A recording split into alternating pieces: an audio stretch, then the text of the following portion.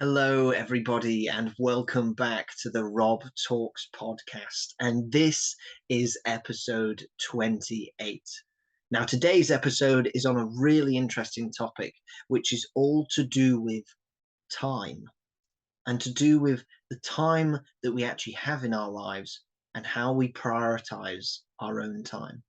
Now, why has this been brought on? This topic has been brought on because it's something that I've been thinking about a lot. I've ran an ultra marathon recently, which was a massive take up of my time in terms of training and in terms of the actual race itself. Until you run for that length of time, you don't actually realize how long a day is because running for 13 hours straight is just, it was enough for me to realize just for one, how quickly a day can go in an odd way, but also how long a day is as well, and how much it's just getting through journeys, getting through phases of the day, getting through chapters of the day. And it's why it makes sense if we make time the way we judge it and judge it in minutes and seconds and hours. And yeah, it was a crazy experience. And if you want to hear more about that, you can check out the previous episode on the Rob Talks YouTube channel where I talk about my experience of ultramarathon running. But with today's episode, it's all to do with time.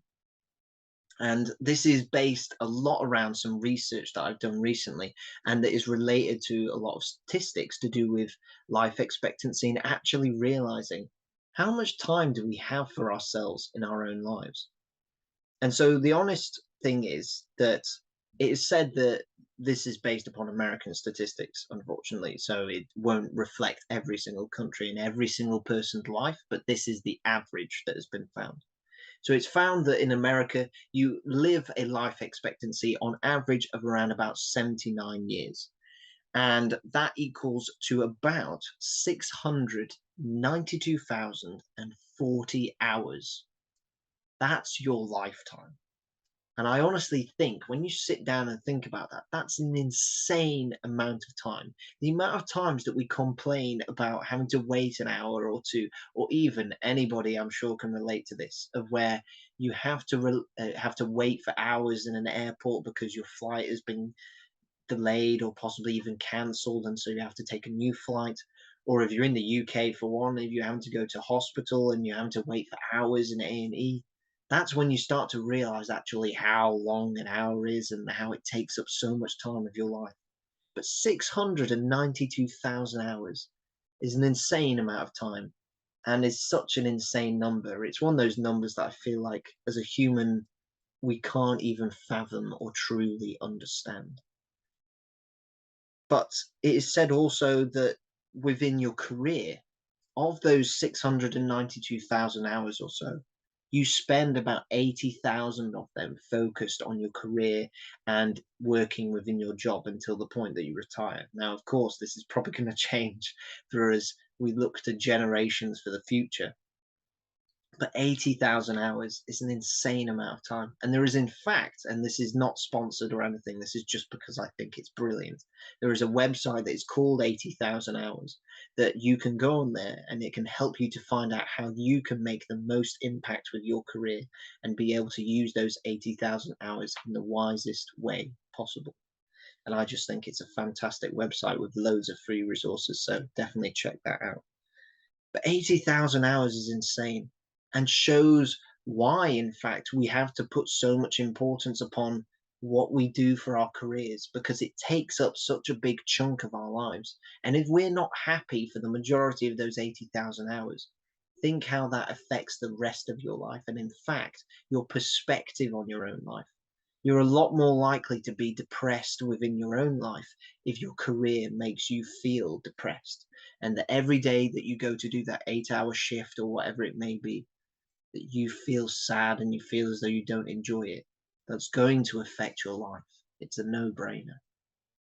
But these statistics by themselves got me really intrigued, and I wanted to break it down even further of actually what goes into the day of a life of a human, and actually how many hours do we actually have, and how many do we actually spend on ourselves.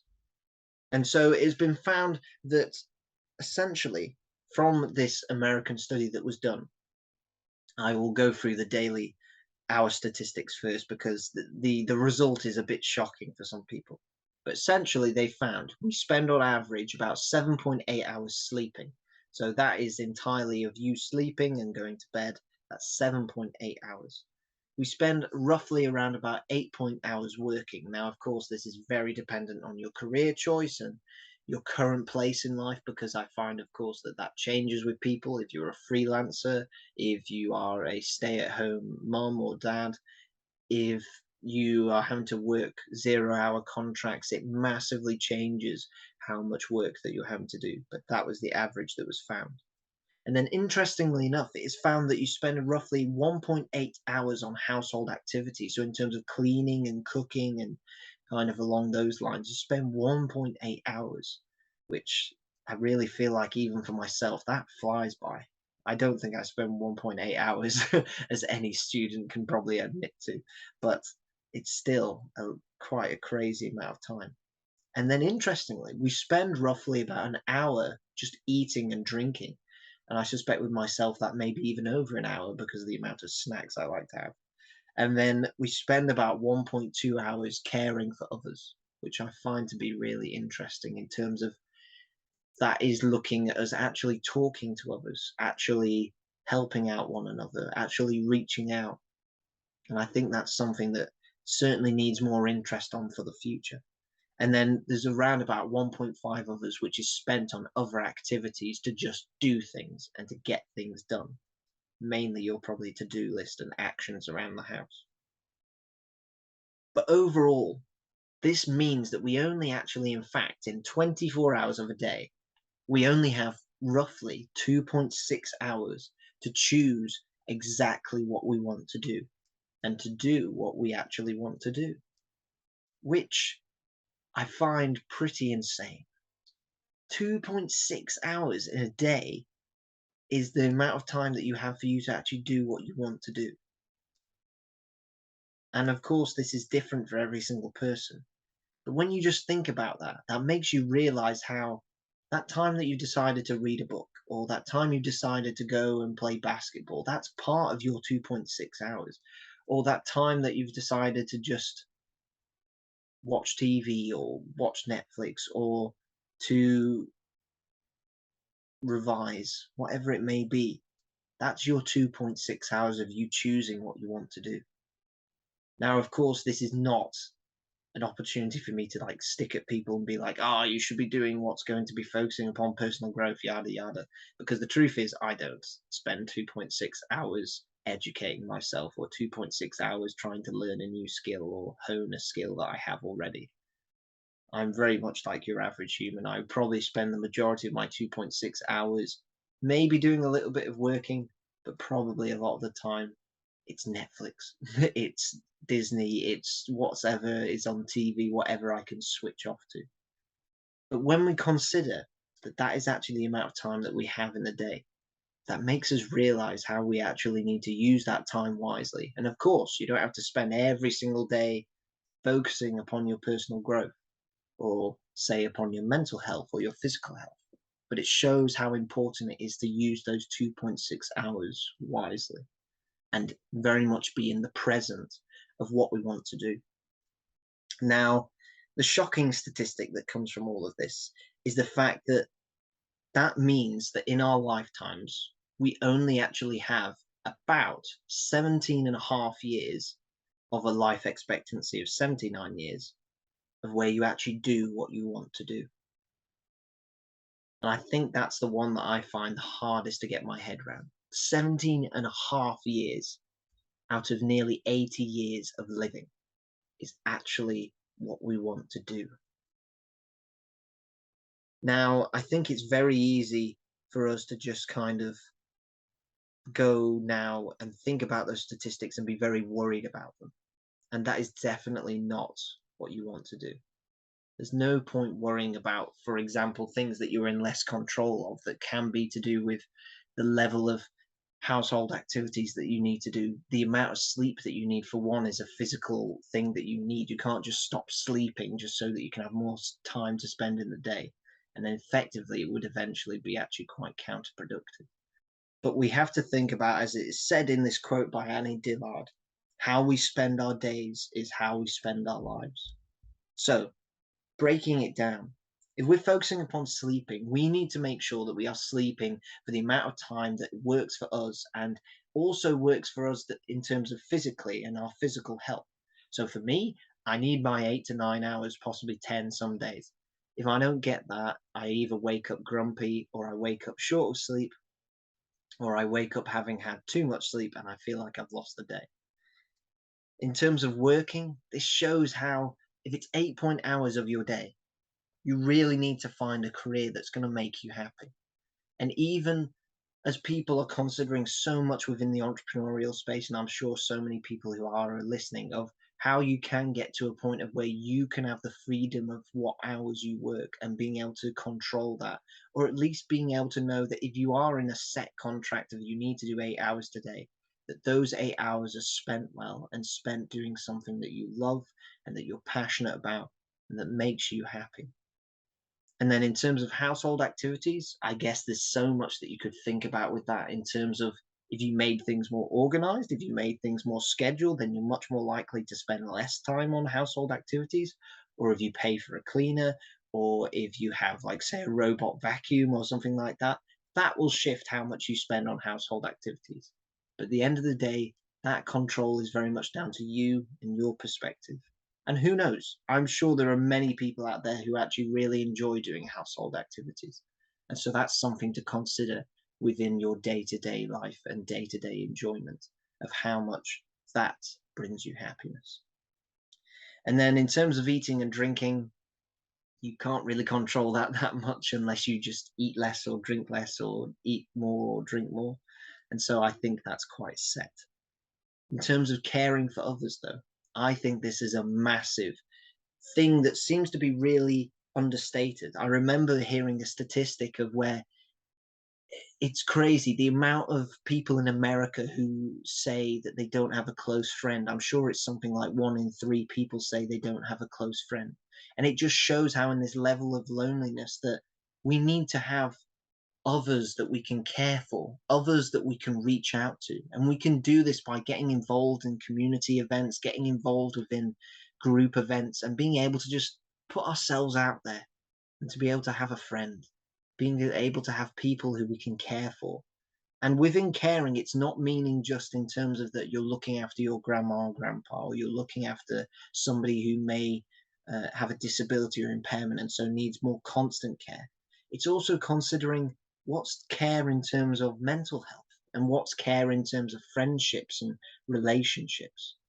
What's care and service that you can give to others that, in fact, when in a nice amount, will give you happiness and bring you happiness into your own life. I feel like when we find this and we find how we can have service to others and we have it in a balanced way, that massively contributes to our happiness and getting us to have days that just feel as though you've done something that's good and something that gives you those warm, fuzzy heart feelings that are really hard to explain otherwise. And that's why I think there is certainly, if there's any reason of where we should maybe be shifting our hours, caring for others has to massively come into it. Because if we, as long as we can care for one another and we can be more united with one another, then we're much more likely to be happy. And then the 1.5 hours on other activities, I think, is very much up to your control.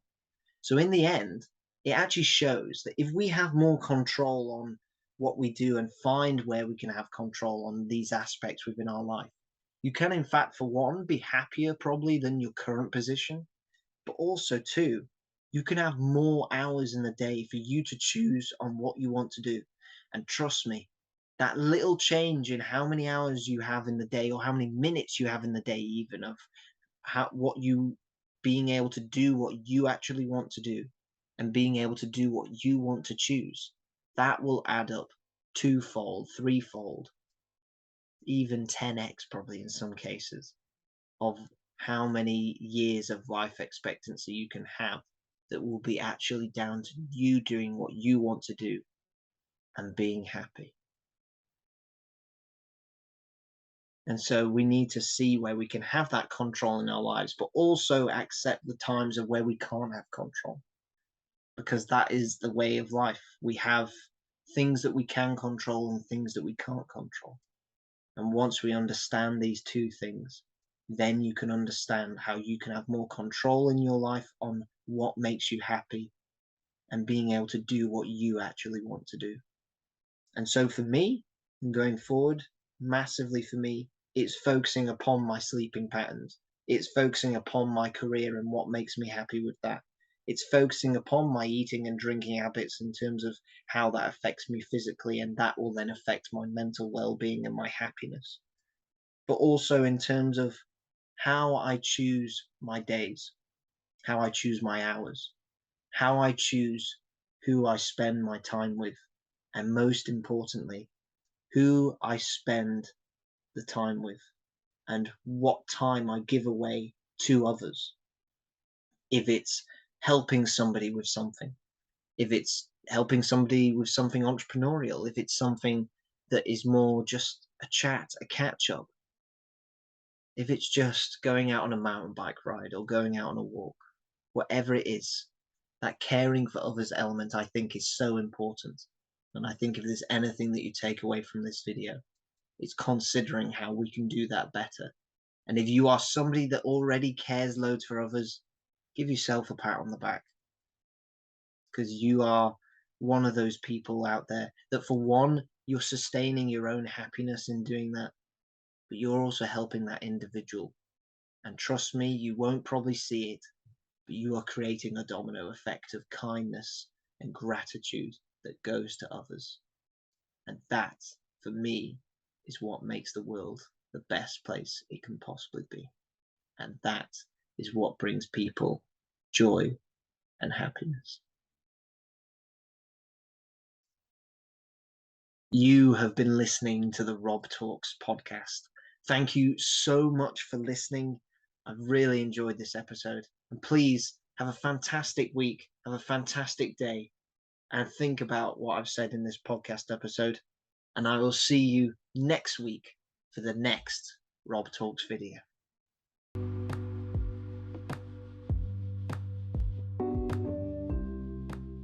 You have just been listening to the Rob Talks podcast. Thank you so much for listening, and please make sure to subscribe and give me a follow on YouTube, Spotify, Instagram, Facebook, or even LinkedIn. And I will speak with you soon. Stay safe and have a great week.